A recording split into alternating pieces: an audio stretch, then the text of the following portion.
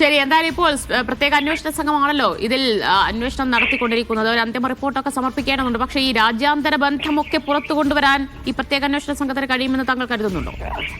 ഹൈക്കോടതിയിൽ വിശ്വാസമാണ്. ഇപ്പം നമ്മുടെ പോലീസുകാരെ എല്ലാം ബഹുമാനത്തോടെ പറഞ്ഞോട്ടെ, ആഭ്യന്തര വകുപ്പിന് കീഴിലാണല്ലോ.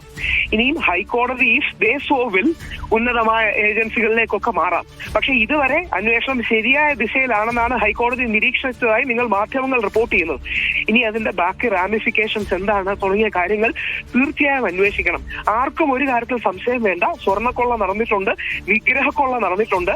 ആ വിഗ്രഹക്കൊള്ള സ്മഗിൾ ചെയ്താണോ എന്നുള്ളതാണ് സംശയം. നോക്കുമ്പോൾ ചെമ്പുപാളിയും കട്ടിളപ്പാളിയും ഒക്കെ കടത്തിയിട്ടുള്ളൂ എന്ന് പറയുന്നു. ഇനിയിപ്പോൾ അടുത്തത് ലക്ഷ്യമിട്ടത് അയ്യപ്പന്റെ വിഗ്രഹമാണെന്ന് കരുതിയാലും കണ്ടെത്തിയാലും തെറ്റില്ല, അത്ഭുതമില്ല. അല്ല, എനിക്കറിയാം ആ ചോദ്യം വളരെ പ്രസക്തമാണ്. പക്ഷെ ആ ചോദ്യം കേൾക്കുന്നതേ ഒരു വിശ്വാസിക്ക് വേദനയാണ്. അതാണ് ഞങ്ങളെ പോലുള്ള വിശ്വാസികൾക്ക് അത് പറയാൻ കഴിയാത്തത്. കാര്യം വേറൊന്നും കൊണ്ടല്ല, നമ്മുടെ മനസ്സിൽ അത്ര ആഴത്തിൽ പതിഞ്ഞിരിക്കുന്ന ഒരു പ്രതിഷ്ഠയാണ്, ഇമേജാണ്. അപ്പൊ അത് കടത്തിക്കൊണ്ട് പോകുന്നു എന്നൊരു ചിന്ത പോലും വേദനയാണ്. അതുകൊണ്ടാണ് ഞാനത് പറയാത്തത്. ആ ചോദ്യം ലെജിറ്റിമേറ്റ് ആണ്. പക്ഷേ നമ്മുടെ സ്വർണ്ണ കൂര, അതായത് മേളിലുള്ള മേൽക്കൂര അടക്കമുള്ള സാധനങ്ങളിലെ സ്വർണവും കാര്യങ്ങളും മാറ്റി ഇത് ചെയ്താണ്. എന്താ അറിയോ മാഡം ചെയ്യുന്നത്? ഓരോ ഭാഗമായിട്ട് ഓരോ വ്യവസായികൾക്കും മറ്റും കൊടുക്കും.